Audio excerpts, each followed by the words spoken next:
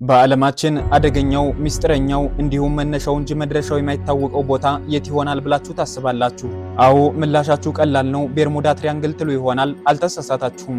ዛሬ ትኩረታችንን በሰሜን አትላንቲክ ውቅያኖስ ከአሜሪካዋ ፍሎሪዳ እና ከፖርቶሪኮ መካከል ስለሚገኘውና ከጥንት ጀምሮ እስካለንበት ዘመናዊ ክፍለ ዘመን ድረስ ሚስጥሩ ሳይፈታና መፍትሄው ሳይታወቅ ስለቀጠለው ሚስጥረኛው ቤርሙዳ ትሪያንግል በዝርዝር እናያለን። አብራችሁን ቆዩ።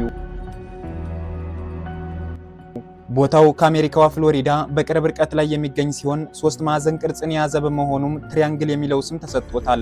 ከ500,000 እስከ 1,500,000 ስኩዌር ማይል ድረስ የሚሸፍነው ስፍራው በስህተት ወደ አካባቢው የገባውን ማንኛውንም ነገር ውጦ በማስቀረት ስምንና ዝናን አትርፏል። ቦታው ለመጀመሪያ ጊዜ ቤርሙዳ ትሪያንግል የሚለውን መጠሪያ ስም ያገኘውም በ1964 በአሜሪካዊው ጸሐፊ ቪንሰንት ጋዲስ ሲሆን በ1974ም ቤርሙዳ ትሪያንግል የሚል መጽሐፍ በቻርልስ ቤሊስ ሲታተም ቦታው ዓለም አቀፍ ትኩረትን ሳበ።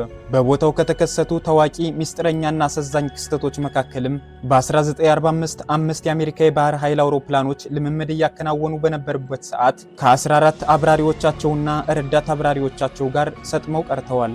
ዲሴምበር 28 1948 ደግሞ መነሻውን ከፖርቶሪኮ ማድረግ 32 ሰዎችን በማሳፈር ወደ ሚያሚ በመሄድ ላይ የነበረ የመንገደኞች አውሮፕላን በትሪያንግሉ አድራሻው ጠፍቷል። እንዲሁም በጥር 1948 31 ሰዎችን ያሳፈረ የብሪቲሽ አየር መንገድ አውሮፕላን በትሪያንግሉ አድራሻው ሲጠፋ በ1949 እና በ1965 ዓ.ም መካከልም በርካታ የአሜሪካ አየር መንገድ አውሮፕላኖች በቦታው ተሰውረው ቀርተዋል። አውሮፕላኖች ብቻ አይደሉም በቦታው አድራሻቸው ጠፍቶና ተሰውረው የቀሩት። በተለያዩ ጊዜያት ታላላቅ መርከቦችና ጀልባዎችም በስፍራው አድራሻቸው ጠፍቶ የውሃ ሽታ ሆነው ቀርተዋል። በ1918 309 ተሳፋሪዎችን የያዘው የአሜሪካ ባህር ኃይል ግዙፍ መርከብ እንዲሁም በ1963 39 ተሳፋሪዎችን የያዘ መርከብ በቦታው መሰወሩ በስፍራው ከተከሰቱ ሚስጥረኛ ክስተቶች ግንባር ቀደሞቹ ሲሆኑ በስፍራው የሰጠሙ አውሮፕላንና መርከቦችን ቆጥሮ ለመጨረስ እዚህ ሰዓቱ ላይ በቃን ይችላል። አውሮፕላን አብራሪ ፓይለቶች በተለያዩ ጊዜያት ከሰማይ ሆነው ስለ ቦታው የተመለከቱትን ሲናገሩ ስፍራው በጨለማ ሰዓት ብርሃን መሰል ነገር እንደሚታይበት ሲገልጹ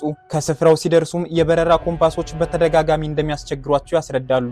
በተጨማሪም በቤርሙዳ አየር ክልል ሲገቡ ያልተጠበቀ የአየር ንብረት ለውጥን ጨምሮ የእይታ መደናገር እንዲሁም የራዲዮ ግንኙነት መቋረጥ እንደሚገጥማቸው ያስረዳሉ። በቦታው የተሰወሩ የአውሮፕላን አብራሪዎችና የመርከብ ካፒቴኖች በራዲዮ ግንኙነት አማካኝነት ለመጨረሻ ጊዜ የተናገሯቸው ቃላቶችም የሚከተሉት ነበሩ። በ1945 የተሰወረውና ፍላይት 19 እየተባለ የሚጠራው የአሜሪካ አውሮፕላን አብራሪ በሬዲዮ አማካኝነት ያለበትን ሁኔታ ሲያስረዳም የት እንደሆነን በትክክል መናገር አንችልም፣ በማናውቀው ባህር ውስጥ እንገኛለን ብሎ ሲናገር፣ እንዲሁም የሌሎች አውሮፕላኖችና መርከቦች ካፒቴኖች ግን ምንም የተለየ ነገር እንደሌለና ጥሩ የአየር ጸባይ እንዳለ ካሳወቁ በኋላ በጥቂት ደቂቃዎች ውስጥ በቦታው ተሰውረዋል። ቦታው በሃይማኖት ምሁራን እይታ የክፉ መንፈስ ቦታ ወይም የሰይጣን ግዛት ተደርጎ ሲወሰድ የሌላ ዓለም መግቢያ በር ተደርጎም ይታመናል። ምክንያቱም ስፍራው ይወጣል እንጂ አይመልስም፣ ያስገባል እንጂ ያስወጣም፣ ይወስዳል ግን የት እንደሚያደርስ አይታወቅም። ሳይንቲስቶች በበኩላቸው ቦታው እጅግ ከፍተኛ የማግኔቲክ ስበት ያለበት በመሆኑ የአውሮፕላኖችና የመርከቦች የአቅጣጫ መጠቆሚያ ኮምፓስ ከስፍራው ሲደርስ ስራውን በማቆም አውሮፕላኖችና መርከቦች ወደ ጥልቁና መድረሻው ወደማይታወቀው ጥልቅ ባህር እንዲሰወሩና አድራሻቸው እንዲጠፋ ያደርጋል ይላሉ። ነገር ግን ሳይንቲስቶች በቦታው የሚገኘውን ትክክለኛ ሚስጥርና ምንነት ግን ሊያገኙትና ሊፈቱት አልቻሉም።